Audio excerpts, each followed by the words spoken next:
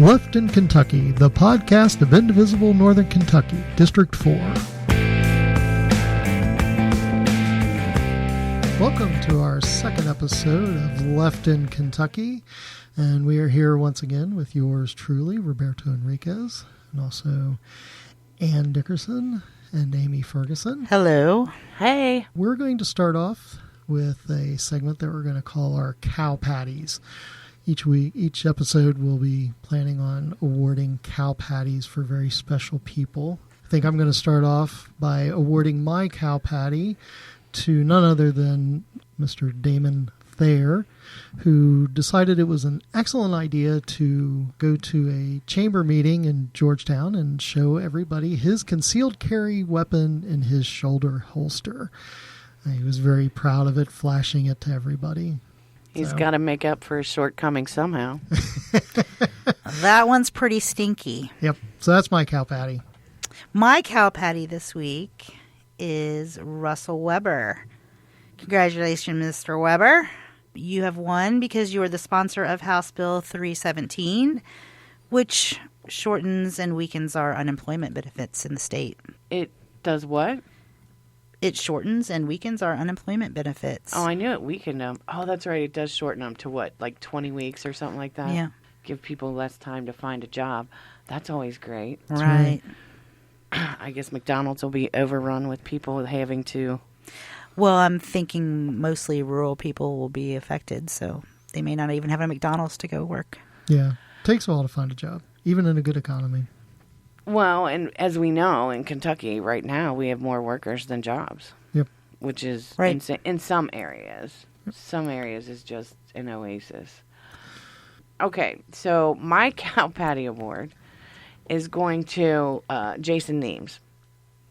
And my reason for that all stems from yesterday, because I originally had somebody else picked, but he made such an impression yesterday that I decided to go with him.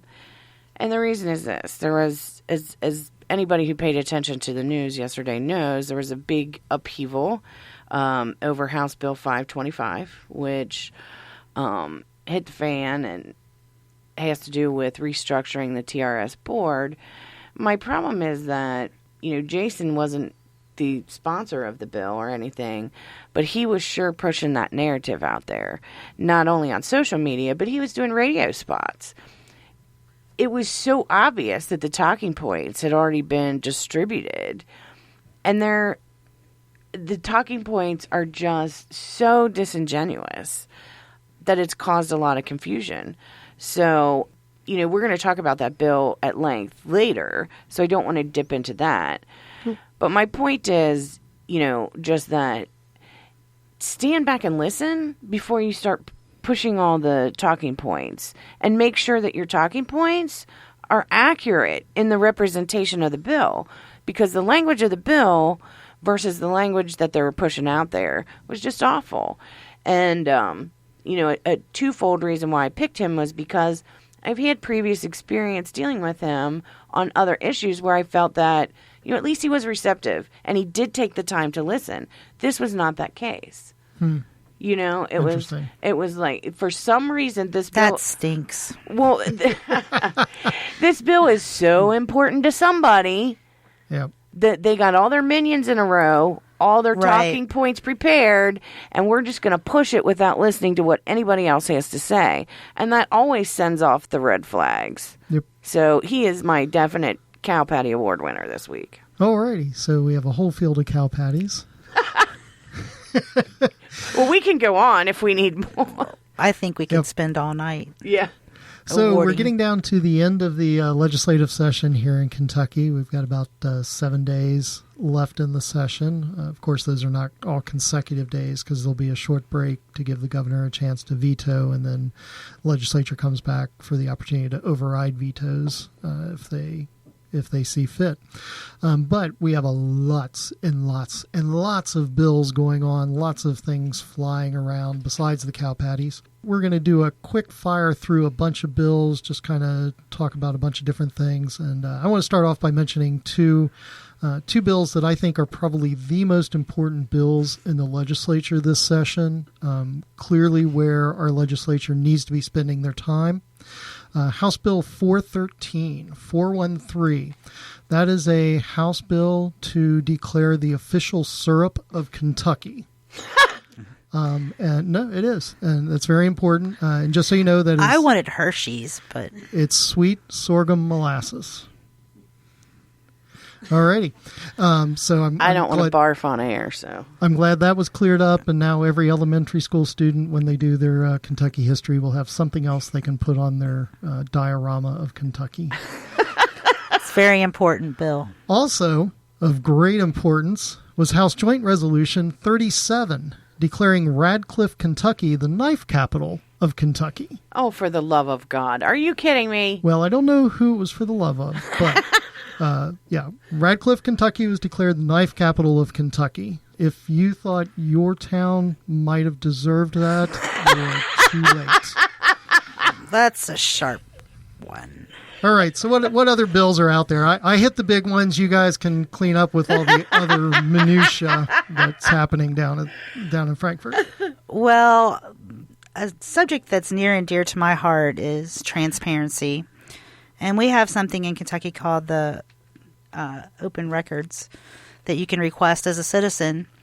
And House Bill 387 wants to limit our access to information about what kind of projects and things are being done in our name, in our state. So I'm very concerned about that one. So watch out for that one, House Bill 387.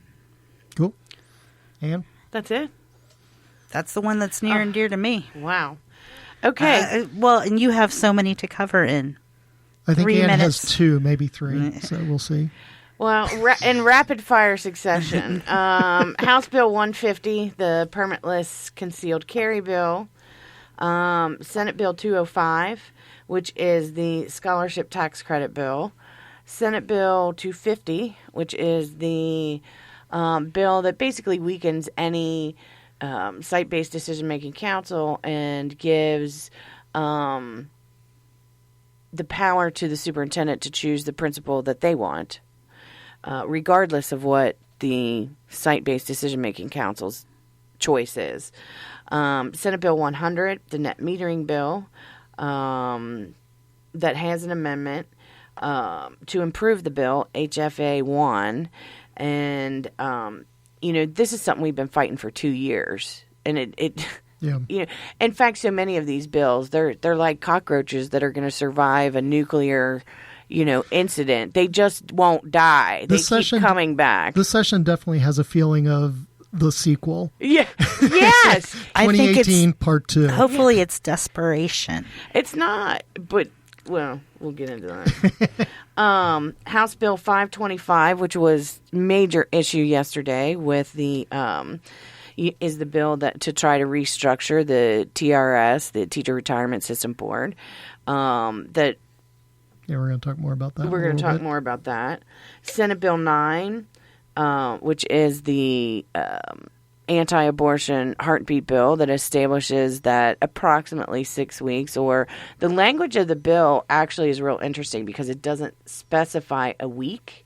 It simply states at the first detection of a heartbeat, which is what's so interesting about that is that's different woman to woman. That's not an exact science. There is no exact time. And the other interesting thing about that, right, is that many other states have passed this bill in similar format, and it's been ruled unconstitutional every time. Yeah. A waste of our state's So you had funds. a good investment of time by our legislature. Well, and as you've proven with your lovely choices that I had never even heard of. I don't know how you found those suckers. But, the minutia, especially in a short session, it just boggles the mind that you've got a limited amount of time, you've got a limited amount of money, we're the third poorest state in the country, but let's make sure we're going to spend another, tens of thousands, hundreds of thousands, or whatever it is, dollars, to keep going back to court and fighting this crap because our own legislators don't care enough about the law. So how many bills have been introduced between the House and Senate this session? Yeah, this is the beautiful thing. So far, with only 7 days left, the total number of House bills that has passed is 106. The total number of Senate bills that have passed are 80. So it's 186 bills that have passed. But in order to get to the governor's desk, of course, they have to be passed by both branches, right? So far, we have 2. We only have 2 out of that whole list that's been passed by both houses. Yeah, what a track record that is. But it's deliberate. Right. You have 2 bills out of 186 that have made it through both houses passed and await the governor's approval, which means we have 7 days where we're going to get our wham, bam, thank you, ma'am legislature. Right. And this is why. Again, 2018 all over again. It is. Absolutely. Absolutely. Right. Absolutely. Because again, with 7 days left, that's 4 days to actually pass legislation, and then there's a couple of days for overriding vetoes after that. Right. And then we're done. Right. So until 2020. I mean, we're going to get into some rapid fire secession, ba-boom, ba-boom, ba-boom, where they're either, passing things or, waiting until next year. They're going to survive like the zombies they are and come back again. Yeah, definitely a lot going on. Definitely a feeling of deja vu all over again, as somebody once called it. Yeah. All right, so now let's dig into a couple of the bills in this session. Particularly, why don't we start off with Senate Bill 150. Amy, why don't you give us a little rundown on what that's about? Okay, Senate Bill 150. To break it down, it's basically a bill that allows people to conceal carry firearms without a concealed carry permit. Excellent. So, what could possibly go wrong? Right. I know there was a lot of action on this. There was a ton of amendments. Some of them were rather interesting, like providing a gun to every parent and child born in the state. Mary Lou Marzian, I love her. She cracks me up. Oh, she is. No one. Shout out. Yeah. No one does amendments and bills better when it comes to making a point of how ridiculous what you're trying to do is. I mean, she's just the queen. Yep. She is the queen. Definitely. So let's talk a little more about this bill. Well, the biggest thing is this. The level of rhetoric associated with this and, all of the Second Amendment folks is just extraordinary. I don't care whose social media page you go to, whether it's Twitter or Facebook or which state representative, which state senator, and even Rand Paul and Thomas Massey have chimed in, Yep. These are their fantasies come true.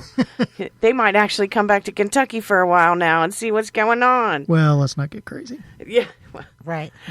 Well, at least Massey can hide out whenever he wants. I mean, he is the off-the-grid guy. Yep. But, I have so many concerns on so many levels about this because as I tried to explain it from the point of view of someone who, it's not that I'm anti-gun. It's just that I think there should be a lot of limits in public places, especially any place where children can be. And it infringes on my right to my happiness and the pursuit of the kind of life I want. For example, just going to the grocery store. Correct. Right? I go into a grocery store and, use good old Kroger's since it's a, local business. You go in and it's just my habit. The first place you always go is head towards the deli before you make the rounds through all the rest of the aisles. And if I, come around that corner or approach the deli and I see somebody standing there, with their gun, because right now they can't conceal it because they don't have the required permit or whatever, I have a choice. I can see that and decide whether I want to place myself and my children in the proximity to that, or if I want to leave that situation and come back when that person is no longer there. This takes that away from me. You know, it takes my peace of mind, my sanity, my rights, my children's rights to feel safe in an environment that doesn't have... Well, we already have concealed carry law. I mean, you can get a permit and you conceal carry now. Yeah, but you have to, at least, the whole point is you at least have to go through extra steps to be able to do that. Right. Typically, the whole point, I think, for concealed carry people, it makes me feel safer knowing that they've had that training and that they don't walk around unlike Cal Patty Miser Damon Thayer. They don't walk into these public spaces and flash them. Right. You know, again, unless they're making up for some other kind of shortcoming. But, you know, I don't know. I don't like it. I fear that one of the biggest fears that I have is for police. I mean, we need to point out that the FOP was against this. Right. And those are your rank and file police officers who are out there doing the job, you know, to keep us safe every day. I think that's a really interesting point. I want to pause on that for a second, because I know that there's been some sheriffs in the state who are positive for this, but then there's a lot of FOPs and departmental police that are not for it. Right. And what you have to look at there is, in my opinion, you know, which one of those people have to get elected and which one of them are doing a job. Yeah. That's a good point. You have these people who are elected sheriffs, and we all know who the blowhards up here are, right? Who are all about arming teachers, and I mean, these people would be on board for one of Mary Lou Marzian's amendments to hand out guns to every man, woman, and child with a birth certificate. Yeah. In Kentucky, right? Right. They'd be on board for that. Or at least that's the appearance that they give. And they rile up their base, and they're like, yeah, you know, get all the people who are stockpiling them in their root cellar for the doomsday that's going to come. Right. Meanwhile, people are going to die because there's going to be more guns on the street. Right. There's going to be more guns out there in more public spaces where when police officers have a report and they have to respond, they automatically are at a heightened level, I think. Yep. You know, before, I don't know. Yep. It makes their jobs harder. I absolutely think it makes their jobs harder. I also think you're going to see, unfortunately, you know, the marginalized groups that already suffer are going to suffer more. Yeah. You know? Well, so, like we said, Senate Bill 150 did pass today as we were preparing for our broadcast. It did pass. It has passed both houses, so it will be going to the governor's desk. And based on his commercial that he did a couple of months ago where they were blowing up things, right? I'm going to assume he's probably going to sign it into law. It wouldn't shock me to see him pull a Damon Thayer and open up his coat with his left hand so he can sign the bill with his right, showing that he's got, you know, his gun right there. Maybe he could use a machine gun and actually shoot his signature into it. Don't give him any ideas. Yeah, for real. Okay. For real. Somebody might get hurt. So let's move on to one of the other bills we wanted to talk a little more in depth about, House Bill 525. Amy, why don't you give us a little rundown on that one? Okay, so House Bill 525, and it's a bill about changing the makeup and the mechanism of getting the people on the teachers' retirement system. Board. The Board of Trustees. Right. I know this one is... The sigh of exasperation. Well, it's stuck in your craw today. It is. It definitely is. And, you know, it takes me back to a point Roberto made earlier of how it's almost like we don't have separate legislative sessions anymore. It feels like they just run right one into the other. It's Groundhog's Day. We keep living the same session over and over again. Okay, that's the best analogy yet. Totally. I picture like a roller coaster, and it just comes back in, and then it just goes back out again. More like a hamster wheel, I think. Because we're not going anywhere. Hamsters are cute, though. Okay, right. But anyway, after last year's debacle with the pension mess, right? Mm-hmm. And then the special session that never should have been mess. And, with each of these wasted dollars. But, we got to punish those teachers for working for, 30, 40, however many years. Yep. And doing their legally required part by paying out of every paycheck into the system. They've done their part. They've added their money. Yep. The agreement was that it would be matched by the state. It's broken promises is what it is. It's broken promises, but what I was trying to compare it to is it's almost like a 401k, but safer. Right. Right? Right. Because with the pension system, you have a guaranteed return. With a 401k, you don't. Right. And so another thing that I came across today in regard to that was that as of 2003, when Damon Thayer was first elected to the Senate in Frankfurt, right, the system was, 100 and some odd % funded, like some ridiculous number, really high, 100 and maybe not quite 150, but well funded. Within 10 years, less than 10 years, it was down by the time Ernie Fletcher left. By the time Ernie Fletcher left office, it was down to 68%. Coincidence? No. I mean, come on. Yeah. They want to make this a partisan issue, and it shouldn't be, because we know darn well plenty of Democrats voted to rob Peter to pay Paul during all those years. Oh, yeah. So I'm not even trying to make it a partisan issue. It's not. But they are. Yeah. Because they're trying to claim, it's all the Democrats' fault. Well, what I find really interesting about that is if you really break it down and you look at those years when it suffered so bad, that was not the case.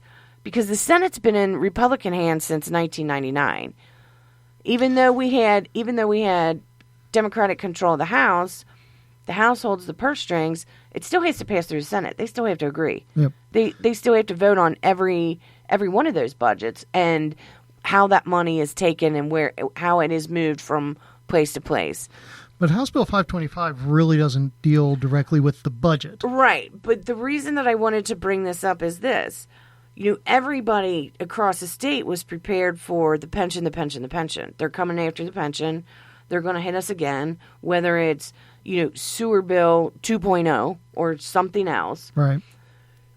Nowhere on anybody's purview was this move. Nobody dreamt that they were going to go after the board, which in hindsight, we should have been. Right. Because Bevin's gone after every board he can freaking go after in the state. Yeah, just ask University of Louisville. Yeah. Right. I mean, actually we all should probably be State Department of Education. Yeah, we should be thankful that he waited this long to get to it. Yep. But here's the thing. Because of and there's another way that it all ties together. Is that because of all the pension mess, they established that special pension work group this year, right? Right. And during the discussions and the meetings that work group had, they came to agreement. This is a bipartisan work group. Let's keep that in mind, too. They all came to the same conclusion that the TRS board was the most well-functioning, most efficient board that we had. And it had been operating and establishing membership on the board in the way that it had for over 75 years. So why in the hell are they coming after it now? It's a power grab. It's an absolute power grab. Yep. And it's yet another grudge bill that nobody saw coming. This is nothing more than an emboldened and an empowered GOP saying, haha, you didn't get your blue wave in Kentucky. Now we're going to show you just how in control we are. Yep. And I think it's also interesting that, and so a lot of the activism, especially in education in Kentucky, grows out of Jefferson County and Jefferson County Independent, right? So I found it very interesting that they decided to, on this restructuring of the TRS, they said, oh, we'll throw a special representative just for JCPS on the board. Right, and that's what shows the absolute unmitigated ignorance of Upchurch and the people who are involved in the drafting of this bill, because they already had that. Yep. It just wasn't delineated with those words, right?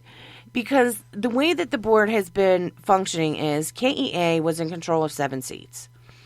And those 7 seats are open for nominations. It's an elected process. For each one of those seats that KEA controls, nominations are made, and it's never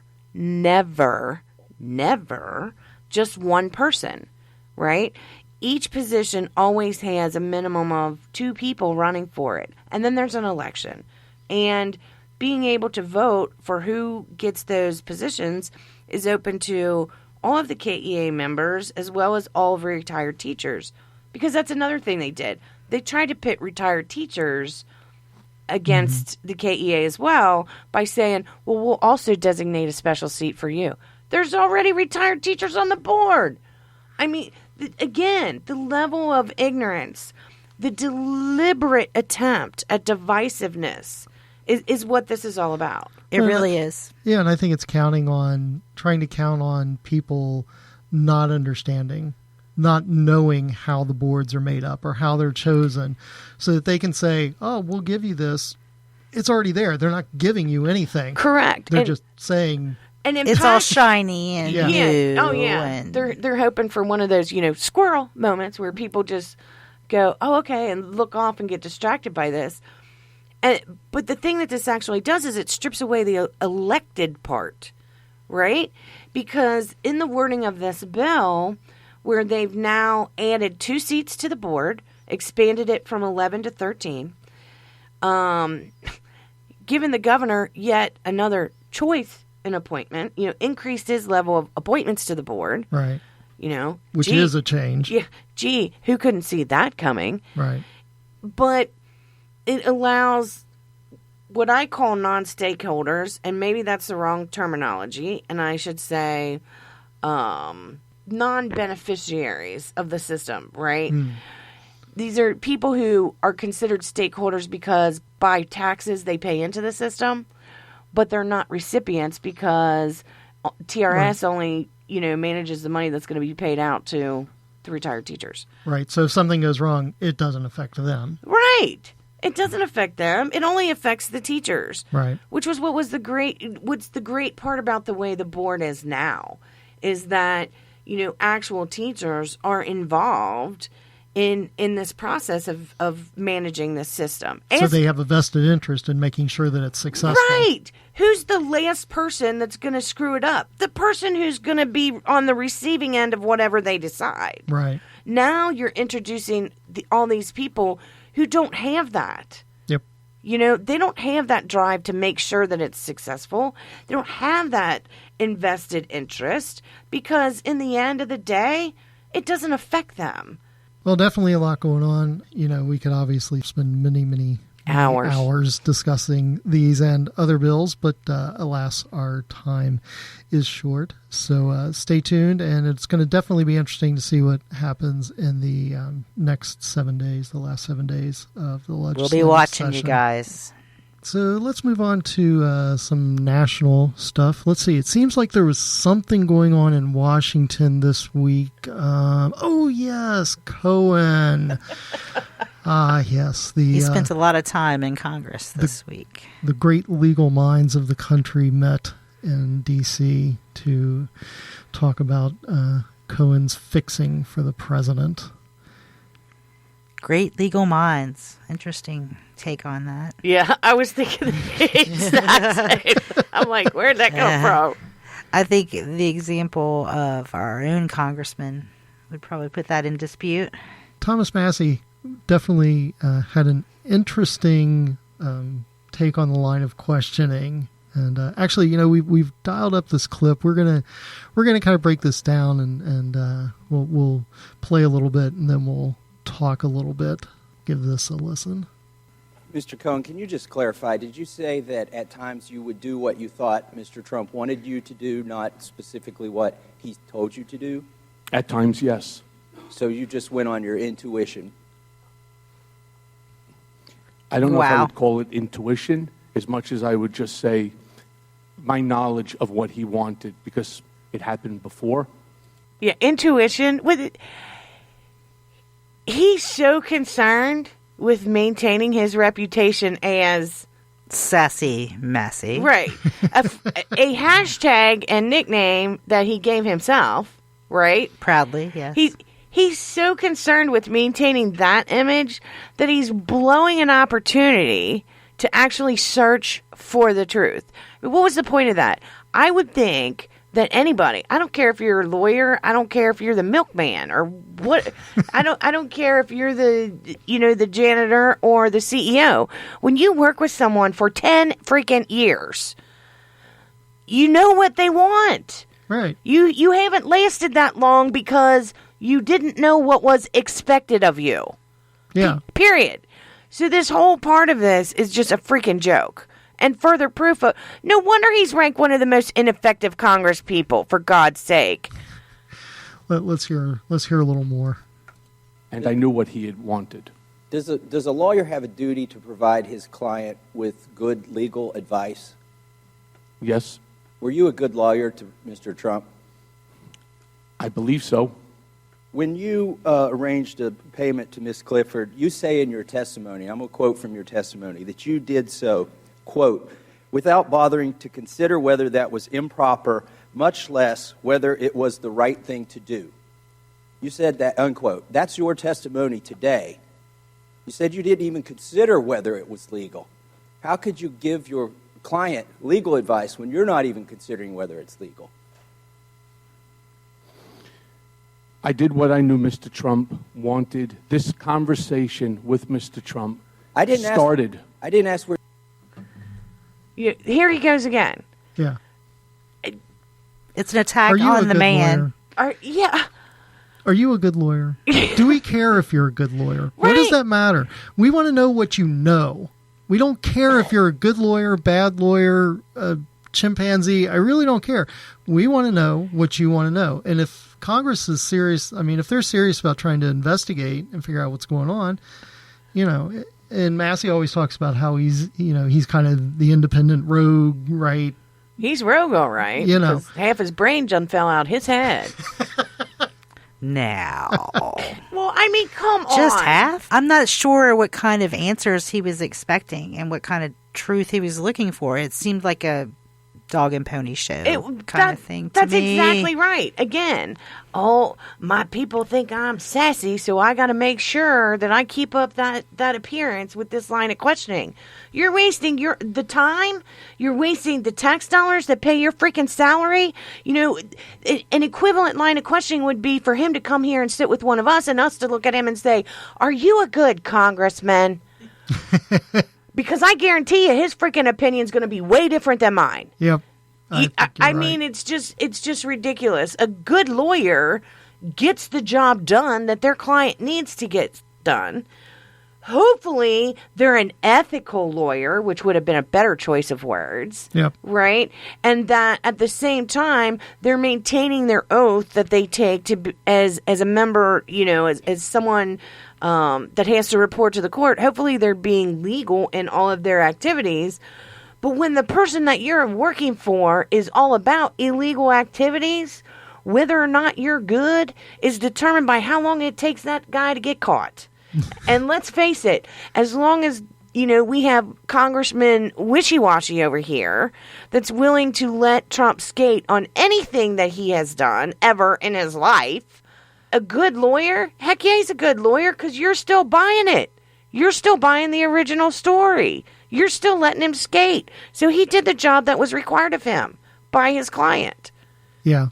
Yeah, great job of misdirection. Oh. Here, pay attention. Let's concentrate on whether I'm a good lawyer or not. That way you're not actually figuring out what's going on. Ugh. Let's listen a little more.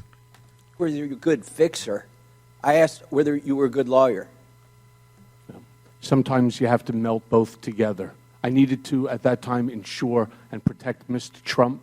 And So, if I put which I'm clearly suffering the penalty of, I clearly you said on the side of wrong. So you feel like without bothering to consider whether it was proper, much less whether it was the right thing to do, by ignoring any conscience, if you have one, that you were protecting Mr. Trump. The irony in him saying that is that's exactly what he's doing right now, is he's protecting Mr. Trump. Right. And he's Yeah. sacrificing his integrity to do so. So the very thing that he's accusing Cohen of, he's guilty of at that very exact moment. Right. I mean, the greatest part was at the end during the closing remarks when Cohen, called them out specifically for that by saying, you're doing the exact same thing that I did for 10 years. It just the way he says it, his facial expression, his mannerisms, the tone of his voice. I know what he's going for because my intuition tells me he just wants to be a snarky prick. Because we have had to deal with him for many years. Right. We know. I mean, it just blows my flipping mind. That right there is demonstrable proof that he's not about getting to the truth at all. It's like you said, it's a dog and pony show, but this was well coordinated.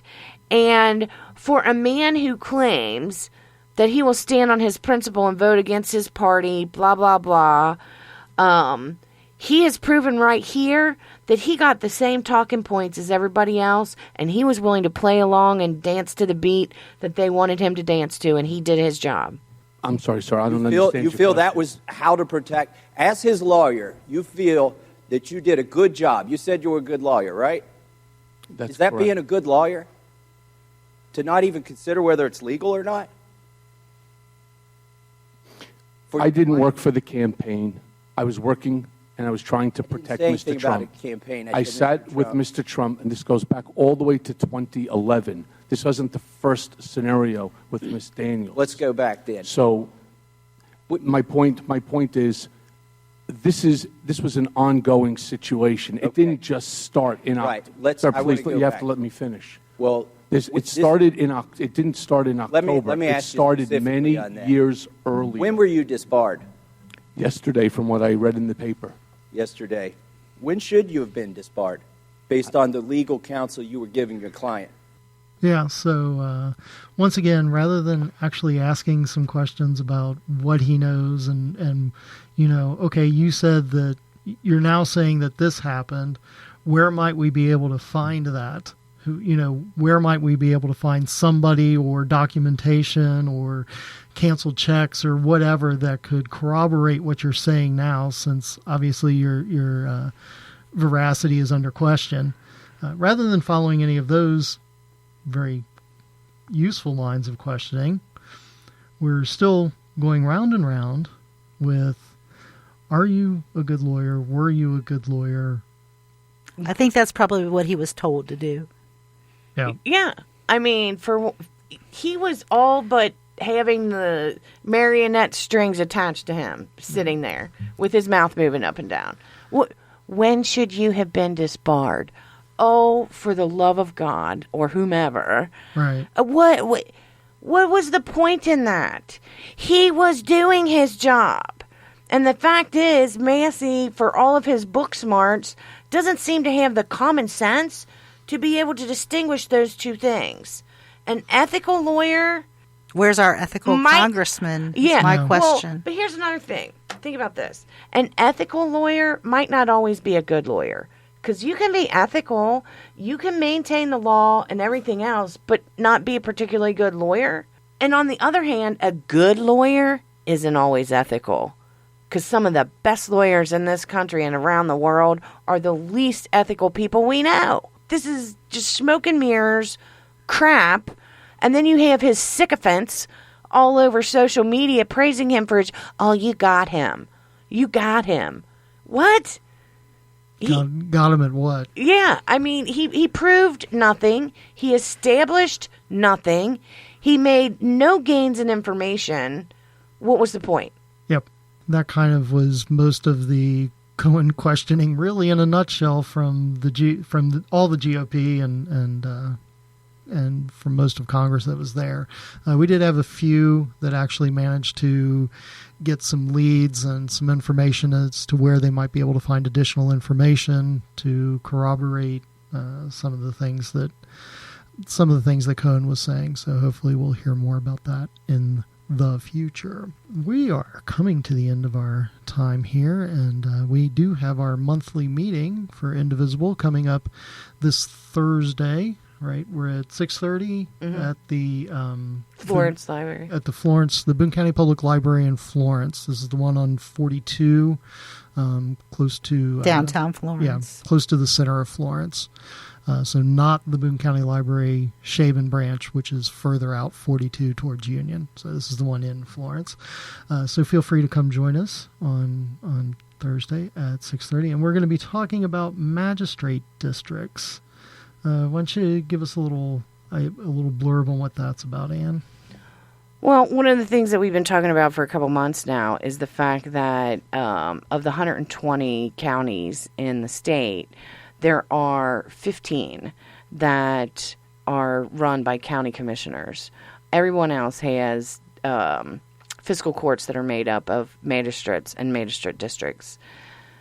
The reason to move to a magistrate district run county is that it allows for more representation by the people, and gives people more of a say, and it gives the opportunity for those folks who want to run for office not to have, too many constituents. Well, a wad of money in the bank beforehand, because right now what it costs even just to run a county commission race is ridiculous. We're talking over $100,000 in a strong race that's not already predetermined. That is completely ridiculous. It is.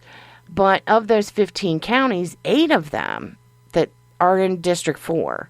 And so what we're trying to do is flip some of those counties, especially Boone, Kenton, and Campbell, collectively usually referred to as the Big Three. We'd like to see those county commission-run counties flip and become magistrate district-run. Great. So, well, definitely an interesting topic, and you really want to try to come on Thursday if you can to hear more about it, hear what's going on and why it really makes a difference and leads to better representation for people rather than diluting the representation, which is what happens now. We hope you can join us. Yeah. So that about wraps it up for this episode of Left in Kentucky. And we thank you for joining us, and we look forward to next time. bye, everybody. Bye-bye.